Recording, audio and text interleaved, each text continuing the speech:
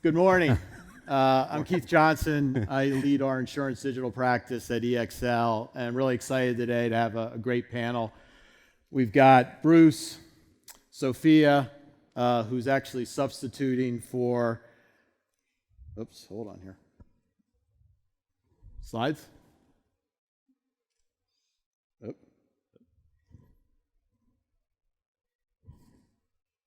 Okay, start over there. We got Bruce. We got Sophia, who's actually substituting for Keith. He couldn't get here because of travel issues. Sophia actually runs insurance strategy and innovation for E&Y, so thank you for stepping in at the last minute. And AJ. Our objective over the next 30 minutes is to just share some thoughts and best practices on how you can get the best value out of your digital investments. Everybody on the panelist has very broad experience, different products, different distribution channels, different business models. They all either run or have influence over significant P&Ls, and so therefore have big budgets. And while big budgets are great, everyone knows that there's a lot of demand for those dollars. And so the challenge is, how do I put those dollars to work in the most effective way? And therein lies the challenge of digital. Digital is evolving at an ever-accelerated pace. It's changing the way that man and machine work together. We've seen it through every other presentation here, right? The consumer's demand is changing, the way we work is changing, how we define success is changing, and the technology itself keeps changing at a pace that is incredibly quick. EXL and HBR did a survey of 800 executives across various industries last year. And while the objectives of their digital transformation are not overly surprising, enhance customer value, improve efficiency, find new revenue opportunities, etc., what is surprising and most disheartening is the number of folks who actually gave themselves a passing grade on the outcomes that they're getting. Only 33% thought that they were achieving positive outcomes. Vast majority of folks gave themselves a C. Number of them took an incomplete in the class. So there's a huge gap between the expectations of the digital transformation and what's actually being achieved. And it's not just the EXL HBR survey that shows that. Everybody that's done a survey has come up with the same results. E&Y, BCG, McKinsey. Doesn't matter how you ask the question, the answer keeps coming back the same way. While technology is a critical component of the transformation, it's obviously not the only key ingredient. Our hypothesis is that people are looking at digital transformation too myopically. They're either looking at it from a very vertical view of the process, or they're taking it as a digital technology, a solution, looking for a problem to solve. We think the right answer is actually what we call digital intelligence. And so that's having mastery over the domain and the data that gives you the context of the question that you're trying to resolve, and then orchestrating the interaction between the human, the data, and the technology to actually drive and measure a specific outcome. So with that as a backdrop, I'm going to shift over and get some feedback from the panelists. So Sophia, we'll do, I think it's LIFO, something like that. You're last in, so first up. Digital is everywhere, right? The term, I think, is larger than life. It's really hard for people to actually define it. But you've been working with organizations around digital for a number of years now. How have you seen that definition change over the last 2 years? Sure. Thanks, Keith. So we've seen tremendous change in the last couple of years. And, for an industry that's centuries old, that some can claim to be one of the oldest industries on our planet, there has been more change and more transformation in the last couple of years than there has been arguably in the last 150 years. So what we've seen specifically with digital is digital used to be very anecdotal and it was very fragmented. So I want you to just do a visualization with me and think about the insurance value chain. Think about everything from origination and marketing through underwriting, through pricing, product development, servicing, claims, renewal, all the way through the renewal value chain. And what companies used to do is they would think about digital in the fragmented silos. So how do I enable claims to be digital? How do I get my origination to be digital? How do I better equip my marketing sales force to be digital? And what we're seeing now is an amalgamation and a consolidation. So the companies that are getting the highest return on investment and the highest returns on their digital strategies and digital investments are the ones that are actually servicing the entire insurance value chain. Because think about this with me for a second. If you're doing digital right, you're actually expediting the entire value chain. And you may actually be taking friction and noise points out of the value chain, right? So this is sort of the cathartic reason and driver as to why we went from a very fragmented strategy to a very now consolidated amalgamation strategy. So it's really exciting times of what we're seeing as the journey, the definition, the journey, the transformation. The last thing I'll share with this is we used to see, and we get a ton of phone calls, can you come talk to us about AI? Come talk to us about blockchain. Come talk to us about cyber. Come talk to us about big data. And they were all like big hammers that they were racing around their companies trying to hammer in a nail. We gotta do blockchain. We've got a board meeting coming up. We gotta present that we're leading blockchain. So we'd always, of course, we'd bring our best and brightest to blockchain, blah, blah, blah. But we'd also start a pause of, what are you trying to do? What market are you trying to own? What product do you want to be the best in? Who's your client segmentation that you want the greatest client experience for? I call something called the KISS strategy, keep, shrink, shed.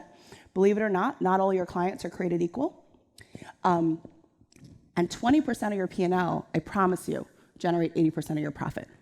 The question is, do you know who those people are? Do you know who those institutions are if you're B2B? And if you don't know that answer, you got to start worrying, right? But if you do know who those are, then you're able to then actually create a holistic strategy around how you're going to service that segment, how you're going to grow that segment, how you're going to retain that segment. And by the way, digital is the enabler. Mm-hmm. Great. No, that's awesome. So I think that's a good lead in, Bruce. CNO plays in both the direct-to-consumer and the advisor-led world.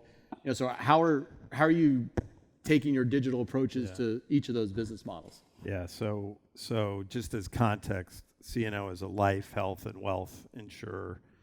We're playing primarily in the middle market and mostly seniors. And, there's a lot of talk about in the life and health space that, hey, insurance companies are going to get disintermediated by the Amazons and the Googles. And I think that could be true for some products, but our experience with our customers and prospects in the middle market is largely underinsured or uninsured. So there's big opportunity there. Is that a digital-only strategy where you're building more of a transactional model isn't really very sticky, and it's not going to build a relationship with a customer. And we're fortunate because we do have a direct-to-consumer brand that we sell, Colonial Penn. Most people are familiar with it. Alex Trebek, who, by the way, is recovering from pancreatic cancer. We're very excited about that. And Baker's Life, which is an across-the-kitchen table captive agency. And we think the power in digital is combining it with that human face-to-face kind of last mile of the sale. What we have found is a lot of people do research online to find out about products. They'll fill out questionnaires. They'll play games. They'll do all sorts of things to learn and research. But when it comes time to actually make the purchase, to actually feel confident that they know what they're buying, especially with complex products like annuities, long-term care insurance, Medicare supplement insurance, it's very complicated. And it doesn't lend itself to a pure digital transaction. So I think you've got to be able to engage the customer in both ways. And I think to your point about, Sophia, about letting strategy drive the implementation of digital, that our strategy is to build relationship with customers over many years and cross-sell those. Yeah. Digital alone isn't going to do that. It's got to be integrated with what is your unique value differentiator, and I think in our case, that's the multi-channel way of reaching customers. That's great.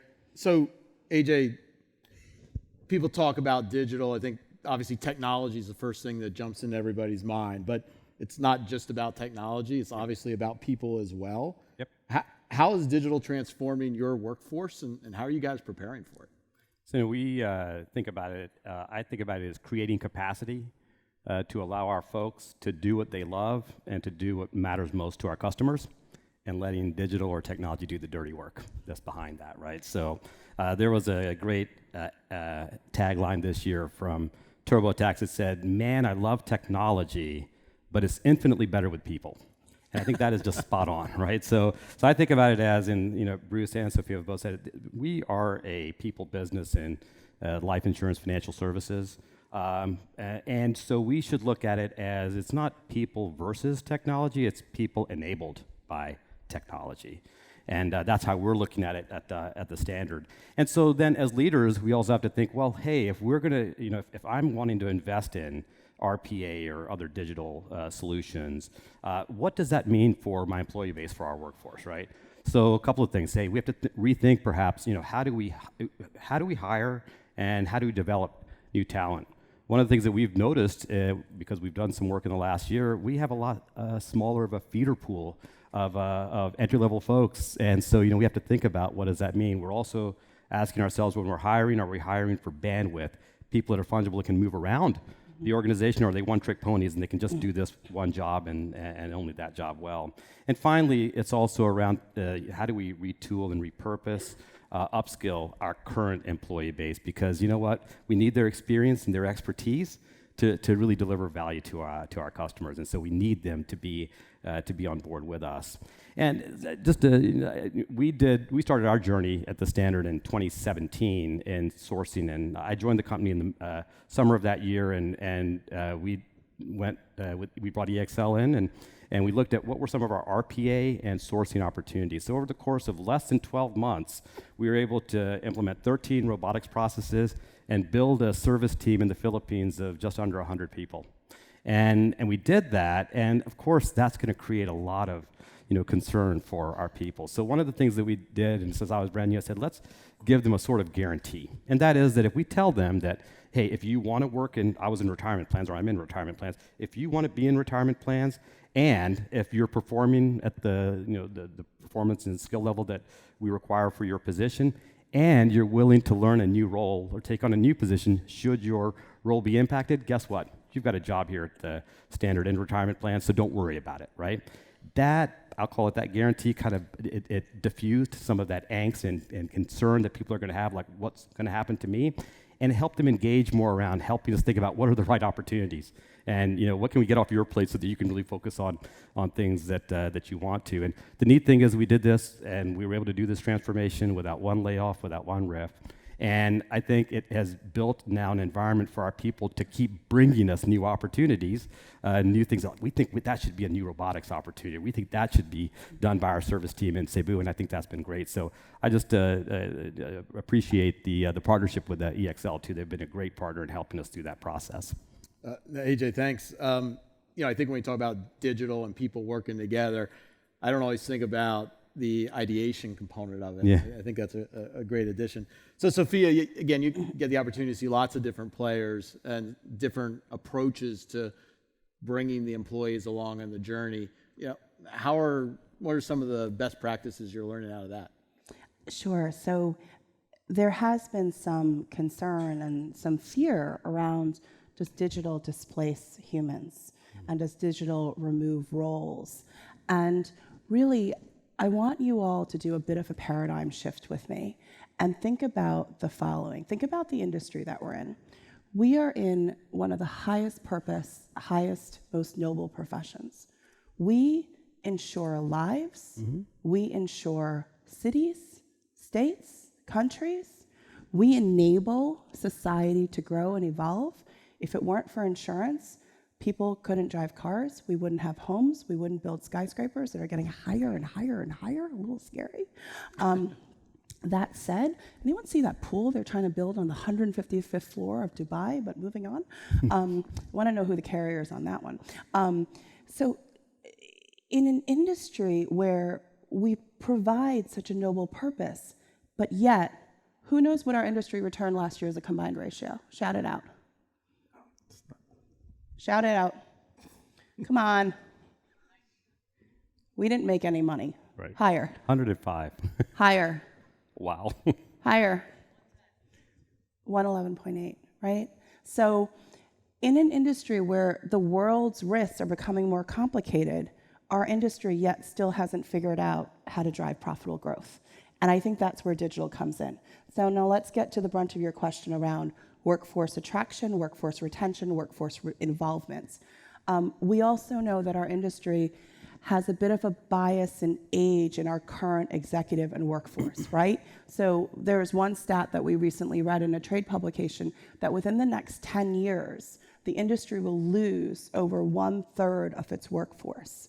So can anyone safely say that we're attracting the right level and demand of incoming to replace that? I don't think so, okay? And this is actually really, really interesting and where it comes right to the heart of attraction. If we think about where the up-and-comers coming out of university today want to work at, most of them don't know how fascinating and amazing our industry is. Every year I go back to my 2 alma maters and I speak about the wonders of insurance, and at first I get a... and then they look at my CV and they're like, oh, maybe she's worth listening to, I don't know. And then I explain, did my stint in investment banking, did my stint on Wall Street, and chose to come back to this industry. And here's why. Because this is an industry where you can actually do everything from marketing to digital to technology to underwriting to actuarial to claims to renewal to client service. And I can go on and on and on. And there's no other industry that allows that breadth and depth of opportunity. And I think everyone in this room has a responsibility to be gospel singers around that, around the attraction. Let's talk about retention. Now on retention, when it comes to digital, stop thinking about digital in any form as a way of replacement of roles or jobs, but think about it as a way to take away all the crap that you don't want to do. Mm-hmm. So think about all the crap that you got to do every single day that you don't want to do, and come up with some ideas around how that can be automated, and how that then enables, to AJ's point, brain capacity, intellectual capacity, to then chase and execute on the big ideas. So there's something very interesting about the human brain. When the human brain, it's a muscle, right? So when the human brain is flexed and is burning on its highest synapses, it is most creative. And when it's most creative is when you get the most out of your workforce, right? So think about the companies that have really killed it. I'm not going to name some because we're being videoed and I've been told not. But think about some of the companies that have the largest market caps on the planet today. What types of environments and cultures do they create? They create environments and cultures that fire up your synapses. And everyone wants to go to a place every day that their synapses are fired up, don't they? And who doesn't want to lead an army of burning up synapses, right? So think about those things around retention. Mm-hmm. And then evolvement, it is up to, again, everyone in this room to do this and spread the word, because only then are we going to attract and retain into our industry. Great. So Bruce, let's move from the people side for a second to customer experience, because when you look at what are people doing around digital, the number one objective is improve customer experience. Right. So we see a lot of activity in the front office, but what are you seeing in what you guys are trying to do to affect customer service both in the front and the back office? Yeah, and I want to thank AJ for doing the Exl'S plug, so I don't have to. He's going to pay me later. Yeah. Second the motion, third the motion, motion passed. Yeah, I mean, we've one of the exciting things about being in the insurance industry is I feel like it's a little bit like being in Mexico in the payments world, where they could just completely bypass check processing and go right to digital payments, because there's so much we haven't done in insurance that we can learn from all the mistakes and false starts of even other financial services right. companies. And you don't have to go back very far in our world where we have captive agents to get to a point where everybody was working with paper and everybody was really, in our market where we're going into, doing door knocking in some cases to sell insurance. You're operating out of the trunk of your car.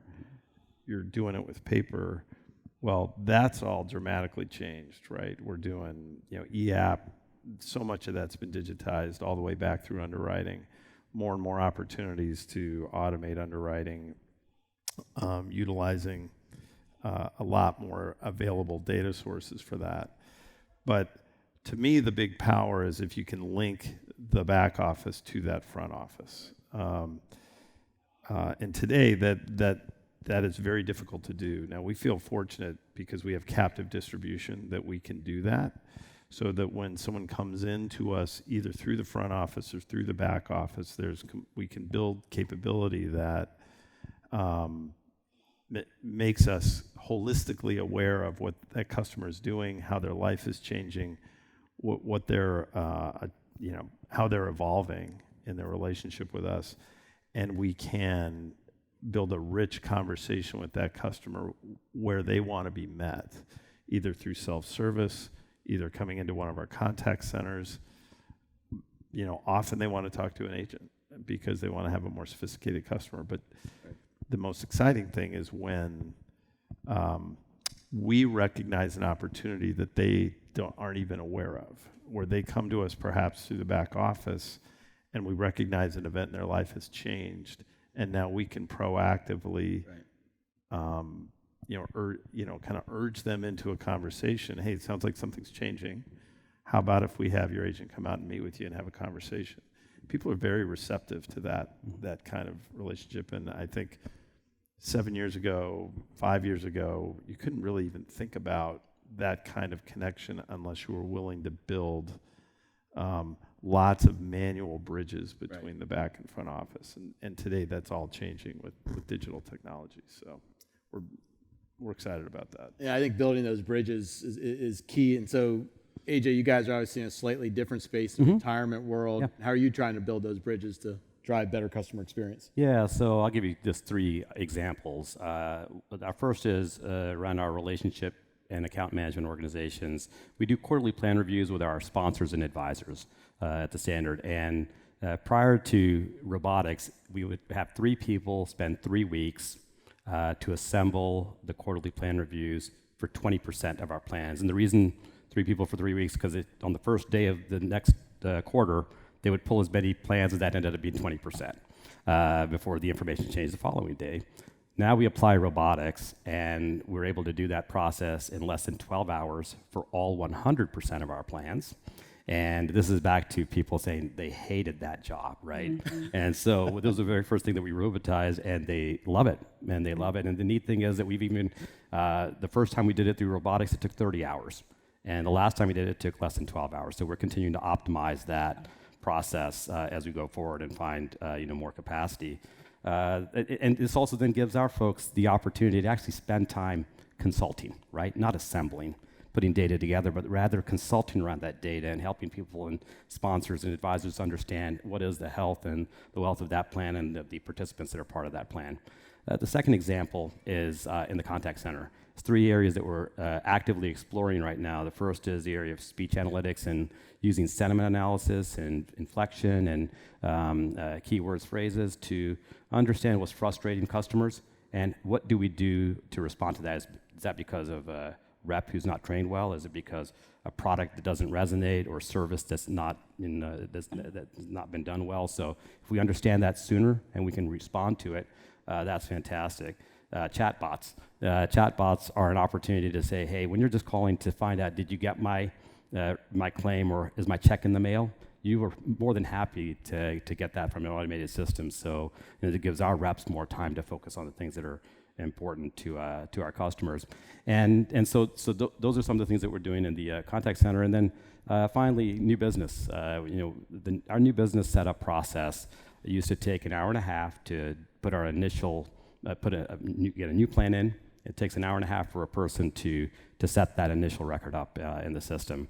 And now when it put it through robotics, it takes 20 minutes. The quality is better. We have so few errors now that come out from the bot that we don't even track it from a lean perspective on our lean board anymore because we don't need to. And the fact that we can now run bought simultaneously. So if we have a high volume of new business come in, guess what? It doesn't impact cycle time. All of those get into the system the same day they're received. Whereas in the past, it might be a couple of days or up to a week before the last one is getting input. So I think that's driving a much better experience for our clients and for our customers and our advisors. So and maybe the final comment there I'll just say is that we're really focused on using digital and technology to improve quality and cycle time and focus our people on those things that are the highest value adds for our customers. That's great. So just kind of wrap up quickly, just do a quick shot. So Sophia, you get 30 seconds. What's the one thing you would tell organizations to do to make sure they're getting the value out of these investments? You've got to embrace this, and you've got to figure out how to implement it across your organization as quickly as possible. And I mean this with all sincerity, but it's your path to not only survival, but thriving. Bruce? I think Sophia said it early on.